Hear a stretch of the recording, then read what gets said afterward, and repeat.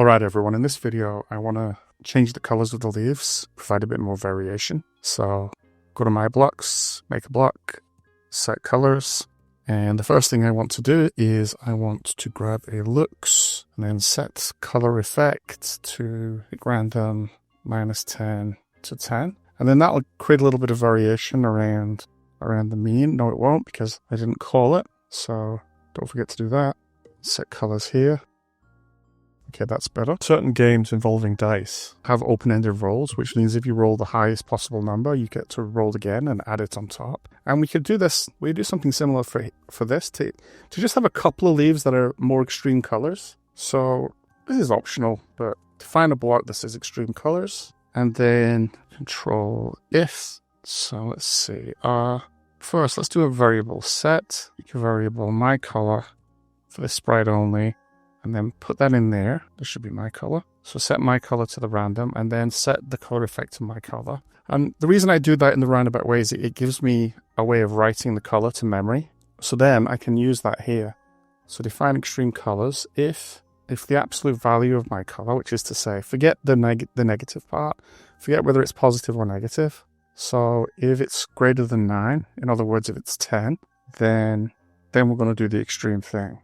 So set my color to, grab a plus, and we're just going to add something onto what it used to be. So whatever my color already was, plus another random. Well, this time let's just make it from 0 to 10. Actually, no, that's not going to work. Can you see why not? Because if that's -10 and we add 10, it's just going to take it back to 0, and I want to make the colors more extreme. I don't want to have them neutralizing out. So instead, take multiplication and set my color to 2 times my color.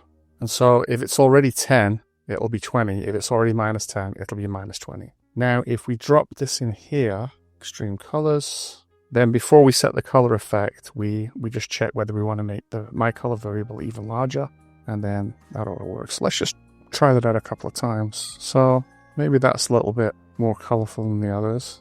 You see there's a couple of deep reds in there. If we change this to 3, we might get a more extreme effect. Yeah, you saw a bright green one back there. I think I like blue. There's another green one. A couple of green ones. A couple of red ones. Alright then, and actually what we want here is, we don't want 3, we just want pick random from 1 to 3. Or if you want it kind of more fine-grained still, you can pick random from 1 to 30. And then divide that 1 to 30 by 10, so it gives you numbers between 1 and 3, but it also gives you like 1.5 and 1.7 and stuff like that. Divide by 10, I've got times here, but that's the same as multiplying by 0.1.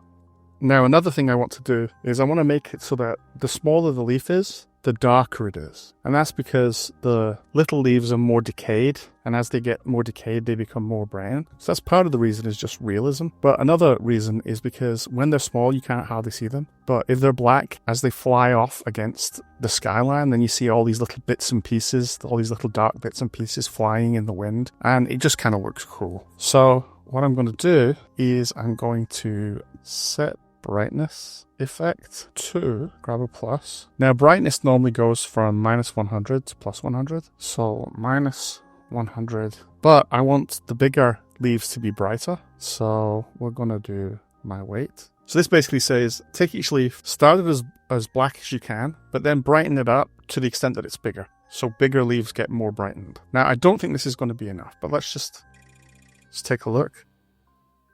Yeah, now almost everything is very dark now. You can see that the bigger leaves are a little bit more brown rather than absolutely pitch black. So what we need is we need to magnify the effect of my weight. So we're going to grab a multiplier and let's make it 3 times my weight. So now let's try that.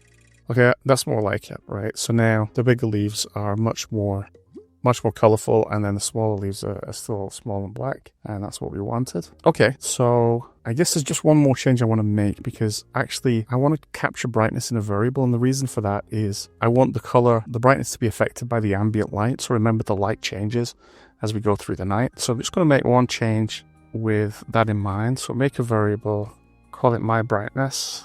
It's for this sprite only. Oh, I must have made it already. So set my brightness 2, and then we'll just put that in there, and then set brightness to my brightness. That doesn't change anything, but what it does is it records the number that we have for brightness, and then later, as the light changes, we can change my brightness so that it matches it. So that's just kind of setting up for when we start to move through the night. Okay, that's enough for now, and I'll see you in the next video. Thank you for listening, and if you find this video useful, please hit like and subscribe.